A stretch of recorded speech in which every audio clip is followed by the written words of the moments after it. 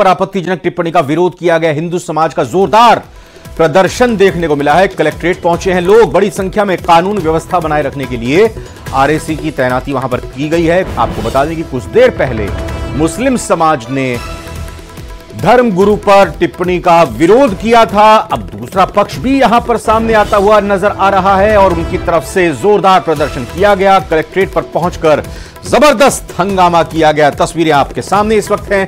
तो बाड़मेर में ये एक बड़ी खबर निकलकर सामने आ रही है, जहां पर हिंदू देवी देवताओं पर अब आपत्तिजनक टिप्पणी का विरोध किया जा रहा है। हिंदू समाज इस मामले को लेकर जोरदार प्रदर्शन करता हुआ देखा गया। कलेक्ट्रेट बड़ी संख्या में लोग पहुंचे हैं। कानून व्यवस्था बनाए रखने के लिए इस बीच आरएसी की तैनाती भी की गई है। कुछ देर पहले आपको हमने खबर भी दिखाई थी, मुस्लिम समाज ने धर्मगुरु पर टिप्पणी का विरोध किया था। प्रेमदान से बात करेंगे, बाड़मेर संवाददाता और जानकारी के साथ जुड़ चुके हैं। तो प्रेमदान, अब दूसरा पक्ष भी सामने आ गया है। देखिए, जैसे ही आज मुस्लिम समाज द्वारा प्रदर्शन किया जा रहा था, उसी दरमियान सोशल मीडिया पर कुछ पोस्ट हिंदू देवी देवताओं के खिलाफ हुई है। उसके विरोध में अब हिंदुवादी जो संगठन है वो उतर चुके हैं। वहां प्रदर्शन करते हुए बाड़मेर कलेक्ट्रेट पहुंचे हैं। यहाँ पर पुलिस अधीक्षक को ज्ञापन दिया है और उनकी मांग है कि जिन्होंने भी हिंदू देवी देवताओं के खिलाफ जो टिप्पणी की है उनके खिलाफ भी कानूनी कार्रवाई की जाएगी, उनकी गिरफ्तारी की जाएगी। तो पुलिस अधीक्षक ने आश्वासन दिया है कि जल्द ऐसे जो लोग हैं जो समाज में द्वेषता फैला रहे हैं या समाज में कह सकते हैं कि अराजकता फैला करने की कोशिश कर रहे हैं, उनके खिलाफ सख्त एक्शन लिया जाएगा। जी, हमें ये बताइए कि ये पूरा का पूरा प्रकरण शुरू कैसे हुआ और अभी पुलिस पूरे प्रकरण को कैसे देख रही है शांति बनाए रखने के लिहाज से? देखिए, मैं आपको बताना चाहूंगा कि एक सोशल मीडिया हैंडलर है जो कि मुस्लिम धर्मगुरुओं के खिलाफ पिछले लंबे समय से टिप्पणियां कर रहा है, जिसके खिलाफ गिड़ा थाने में मामला दर्ज हुआ है। पुलिस उसकी जांच कर रही है, लेकिन वो कहीं ऐसी जगहों से बैठ करके कमेंट डाल रहा है जिससे मुस्लिम समुदाय के अंदर गुस्सा हुआ और उसके बाद में उन्होंने आज उसकी गिरफ्तारी की मांग 2 दिन पहले ज्ञापन दिया था, गिरफ्तारी की मांग की थी। गिरफ्तारी नहीं होने पर आज उन्होंने प्रदर्शन किया है, जिस पर पुलिस ने ये कहा कि हम लगभग वहां तक पहुंच चुके हैं और आरोपी की 12 घंटे के अंदर गिरफ्तारी होगी।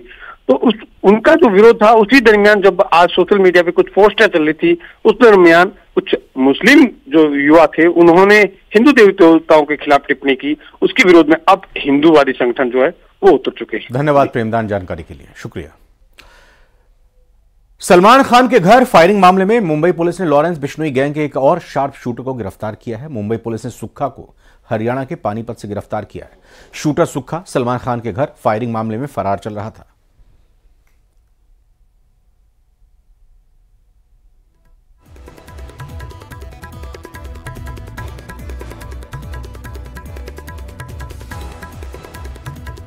लॉरेंस बिश्नोई गैंग के शार्प शूटर सुखबीर उर्फ सुक्का को पानीपत पुलिस और मुंबई पुलिस द्वारा देर रात पानीपत के होटल अभिनंदन से गिरफ्तार कर लिया गया है। मैं अभी होटल के बाहर हूं, तस्वीरें आपको दिखाना चाहूंगा। ये वही होटल है जिसमें सुखबीर उर्फ सुक्का जो है लॉरेंस बिश्नोई गैंग का शूटर यहां पर पहुंचा था और मुंबई पुलिस और पानीपत पुलिस के ज्वाइंट ऑपरेशन के द्वारा देर रात उसको गिरफ्तार कर लिया गया है। आपको बता दें कि सलमान खान के घर के बाहर फायरिंग करने के मामले में आरोपी है सुखबीर उर्फ सुक्का, जिसको पुलिस द्वारा अब गिरफ्तार कर लिया गया है।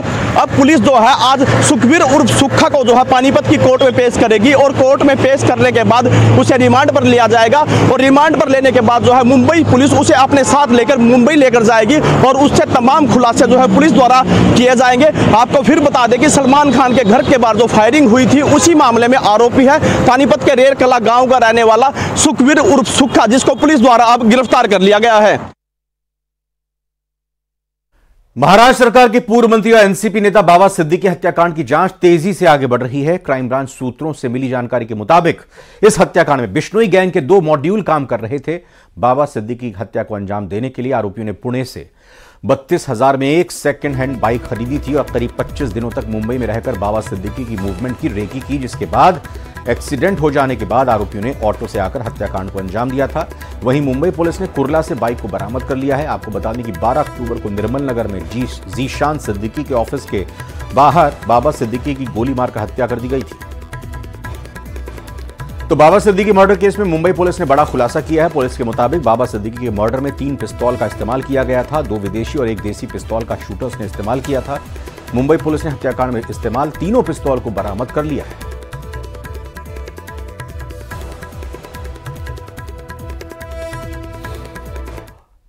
एक बड़ी खबर आपको बताते हैं। भारत के खिलाफ बेतुके आरोप लगा रहे कनाडा के प्रधानमंत्री जस्टिन ट्रूडो की पोल पूरी तरह से खुल गई है। कनाडा के प्रधानमंत्री ट्रूडो ने फॉरेन इंटरफेरेंस कमीशन के सामने कबूल किया है कि आरोप लगाने से पहले कनाडा ने भारत को कोई सबूत नहीं दिए, हमने सिर्फ प्रारंभिक खुफिया जानकारी ही दी है। तो आपको बता दें, भारत के खिलाफ बेतुके आरोप लगा रहे कनाडा के प्रधानमंत्री जस्टिन ट्रूडो की पोल पूरी तरह से खुल चुकी है, क्योंकि कनाडा के प्रधानमंत्री ट्रूडो ने फॉरेन इंटरफेरेंस कमीशन के सामने यह खुद से कबूल कर लिया है कि आरोप लगाने से पहले कनाडा ने भारत को कोई सबूत नहीं दिया। We chose to continue to work behind the scenes to try and get India to cooperate with us.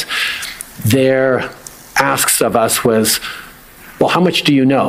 Give us the evidence you have on this. And our response was, well, it's within your security agencies. You should be looking into how much they know. You should be engaging. It's, oh, no, tell us what you know. Show us the evidence. And at that point, it was primarily intelligence, not hard evidentiary proof. So we said, well, let's work together and look into your security services, and maybe we can get that done. No, we're not doing that. Hardeep Singh Nijjar हत्याकांड मामले में कनाडाई PM Justin Trudeau के कबूलनामे पर भारत ने पलटवार किया है। भारतीय विदेश मंत्रालय ने कहा कि पीएम ट्रूडो ने जो बात स्वीकार की है, हम उस बात को लगातार कहते रहे हैं। कनाडा ने हम पर जो गंभीर आरोप लगाए हैं, इसको लेकर उन्होंने हमें कोई सबूत पेश नहीं किए हैं। पीएम ट्रूडो के आरोपों से भारत और कनाडा के रिश्तों के बीच जो खटास आई है, उसकी जिम्मेदारी अकेले प्रधानमंत्री ट्रूडो की है।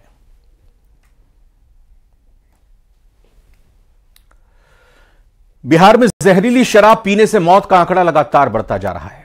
सीवान से लेकर छपरा तक जहरीली शराब से मौत का तांडव देखने को मिला। शमशान घाट पर अंतिम संस्कार के लिए कतारें लग गई। अस्पतालों में मरीजों का आंकड़ा भी बढ़ता जा रहा है। मौत से गांव-गांव में मातम पसरा हुआ है। इन सब के बीच सवाल अब यही है कि शराबबंदी वाले बिहार में इतनी मौतों का जिम्मेदार कौन है?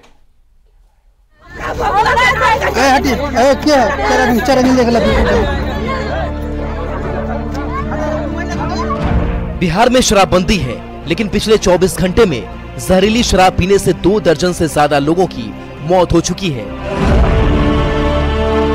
सिवान, सारण से लेकर गोपालगंज तक जहरीली शराब ने मौत का ऐसा तांडव मचाया है कि चारों ओर चीख पुकार मची हुई है।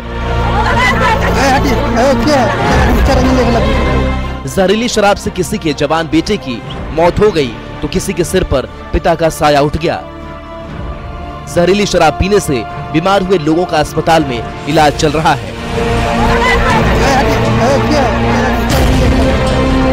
ये है गोपालगंज के बैकुंठपुर थाना क्षेत्र के पंथौली गांव के लालदेव मांझी और उनके बेटे प्रदीप मांझी। बुधवार की देर शाम दोनों ने शराब पी और इसके बाद दोनों की बेचैनी बढ़ने लगी। कुछ ही देर बाद दोनों की आंखों की रोशनी भी जाने लगी। स्थिति बिगड़ता देख दोनों को सदर अस्पताल में भर्ती कराया गया, जहां से डॉक्टरों ने दोनों को मेडिकल कॉलेज के लिए रेफर कर दिया। तो माल दल की नहीं था, आने से वानी से बस लेट से ढाल भूख लागल, बस नहीं से जी कहाँ पर बनावड़ा बनहोली वाली। कुछ ऐसा ही हुआ छपरा के मशरक थाना क्षेत्र के विशुनपुर गांव के रहने वाले सरोज कुमार के साथ। उनके परिजनों ने बताया कि सरोज के दोस्तों ने उसे शराब लाकर दी, जिससे पीने के बाद सरोज की तबीयत बिगड़ने लगी। उसके बाद आनन फानन में उन्हें अस्पताल में भर्ती कराया गया। तो मेरे साथ मैं तो घर पे था, बगल में था, वो लेकर आया तो मेरे को दिया। अभी क्या दिक्कत है? मेरे को मैंने आँख से कम दिखाई देता। ये है छपरा के गंडामन गांव के रहने वाले शिवजी ठाकुर। बताया जा रहा है कि इन्होंने भी शराब पी, इसके बाद तबीयत बिगड़ने लगी। आनन फानन में इन्हें भी अस्पताल में भर्ती कराया गया, जहां उनका इलाज जारी है। जहरीली शराब पीने से मौत का आंकड़ा लगातार बढ़ रहा है। कई लोगों का अस्पताल में इलाज चल रहा है, लेकिन सवाल अब भी वही बना हुआ है कि जब बिहार में पूर्ण शराबबंदी लागू है तो जगह जगह शराब कैसे मिल रहा है, और जब लोगों को शराब मिल रहा है तो क्या प्रशासन को ये नहीं पता कि शराब कहां बेची जाती है और इसके पीछे कौन है? न्यूज़ 18 बिहार झारखंड के लिए गोपालगंज से गोविंद कुमार और छपरा से संतोष कुमार की रिपोर्ट। एक तरफ जहरीली शराब पीने से मौत का आंकड़ा लगातार बढ़ता जा रहा है, दूसरी ओर अलग अलग जिलों से बड़ी मात्रा में शराब की खेप पकड़ी जा रही है। बांका में पुलिस ने करोड़ों रुपए की विदेशी शराब जब्त की है, तो गोपालगंज में 300 लीटर देसी शराब को नष्ट किया गया। पुरुष तो पुरुष, अब महिलाएं भी शराब तस्करी में शामिल है, जिन्हें पकड़ना प्रशासन के लिए बड़ी चुनौती साबित हो रही है। इस रिपोर्ट में आपको दिखाते हैं। एक तरफ जहरीली शराब पीने से मौत का तांडव,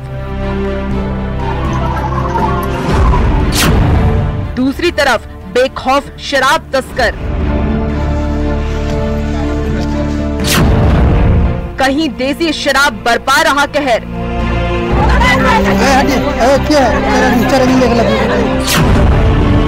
कहीं अंग्रेजी के नाम पर पी रहे जहर।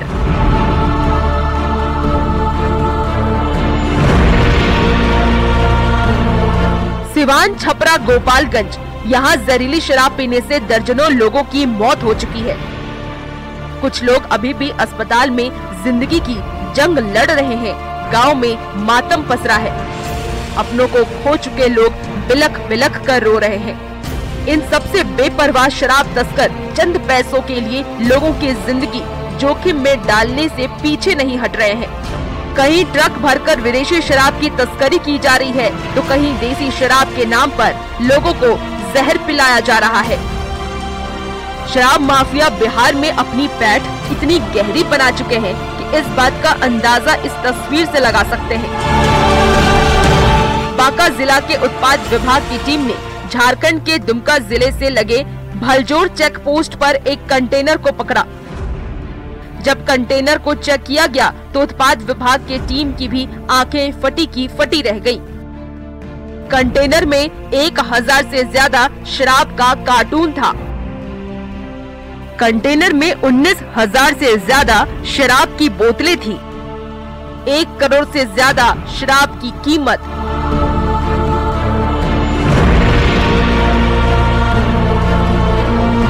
उत्पाद विभाग ने कंटेनर के चालक को हिरासत में ले लिया है और पूछताछ में जुटी है कि कंटेनर किसका है, शराब कहां से लाया जा रहा था और कहां जा रहा था। गाड़ी बैरियर को तोड़ के भागने की कोशिश की, इसे रोका गया। रोकने के पश्चात कंटेनर को खोल के देखा गया तो उसमें से दारू भारी मात्रा में, अनुमानित लागत हमको लगता है कि 1 करोड़ के आसपास। जहरीली शराब से मौत के तांडव के बाद पुलिस जगह जगह छापेमारी कर रही है। इसी कड़ी में गोपालगंज पुलिस ने बरौली थाना क्षेत्र के मोहन टोला में छापेमारी की, जहां कई देसी शराब की भट्टी को नष्ट किया गया। पुलिस ने यहां 2 अलग अलग जगह पर करीब 300 लीटर देसी शराब को नष्ट किया। हालांकि अंधेरे का फायदा उठाकर शराब भट्टे का मालिक भागने में कामयाब रहा।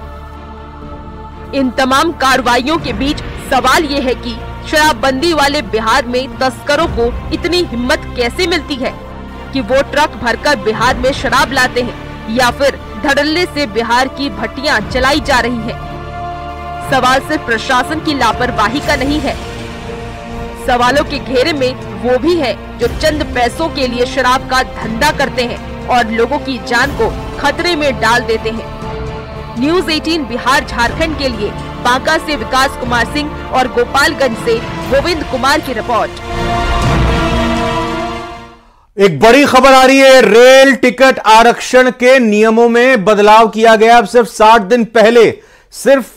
दिन पहले रेलवे का रिजर्वेशन करा सकेंगे। पहले 120 दिन पहले शुरू होती थी टिकट की बुकिंग, लेकिन अब 60 दिन की ही मियाद रखी गई है, 60 दिन की समय सीमा रखी गई है। रिजर्वेशन का नया नियम अब 1 नवंबर से लागू हो जाएगा। तो बड़ी खबर इस वक्त आपको बता रहे हैं, 1 नवंबर से। इसका मतलब यह हुआ कि आप जो टिकट बुक करेंगे वो अगले 60 दिनों की, अगर आपकी कोई यात्रा की प्लानिंग है, तभी आप अपने टिकट को रिजर्व कर सकेंगे, रिजर्वेशन करा सकेंगे। यानी कि जो पहले 120 दिन की मियाद थी उसको आधा कर दिया गया है।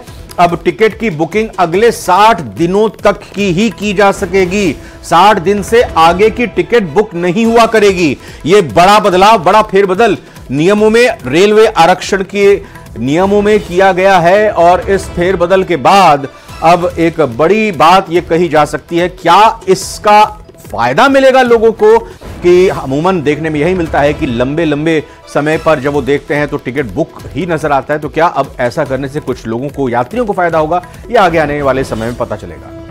वैसे खाने पीने की चीजों में थूकने और फर्जी नाम से बेचने वालों पर योगी सरकार नकेल कसने जा रही है और इसके लिए बाकायदा सरकार सख्त कानून लाने जा रही है।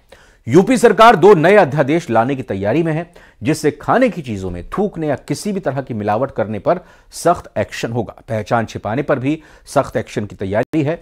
दोनों अध्यादेश में कड़ी सजा का प्रावधान होगा। खाना बनाने में इस्तेमाल चीजों की जानकारी का अधिकार होगा। वहीं खाने में किसी भी तरह की मिलावट का शक होने पर पुलिस से शिकायत करने का अधिकार भी होगा।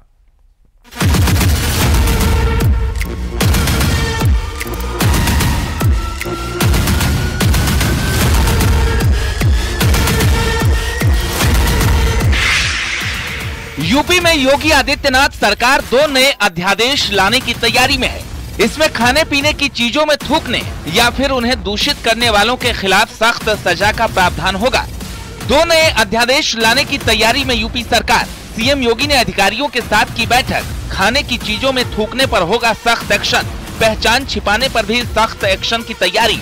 जल्द अध्यादेश लाने वाली है यूपी सरकार। नए कानून में ग्राहक को यह अधिकार भी मिलेगा कि वो होटल या रेस्टोरेंट में ये पूछ सकते हैं कि उन्हें जो परोसा गया है उसे बनाने में क्या क्या इस्तेमाल किया गया है। सीएम योगी ने अपने आवास पर दोनों अध्यादेश के मसौदे पर गृह विधि एवं न्याय, संसदीय कार्य और खाद्य एवं रसद आपूर्ति विभाग के अधिकारियों के साथ बैठक की।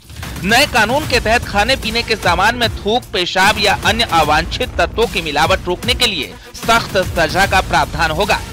अधिकारियों के साथ बैठक के बाद मुख्यमंत्री योगी आदित्यनाथ ने एक्स पर लिखा, खाने की चीजों में गंदी चीजों की मिलावट, असभ्य और अमानवीय आचरण, स्वास्थ्य पर गंभीर असर डालने और सामाजिक सौहार्द बिगाड़ने की कोशिश, ऐसे गलत कामों को कतई स्वीकार नहीं किया जा सकता।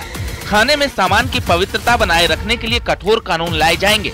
प्रदेश के हर नागरिक की आस्था और स्वास्थ्य का संरक्षण सरकार की प्राथमिकता है। अगले विधानसभा सत्र में इसे पास कराया जा सकता है। अब आपको बताते हैं क्या है नया अध्यादेश। छद्म और सौहार्द विरोधी एटा में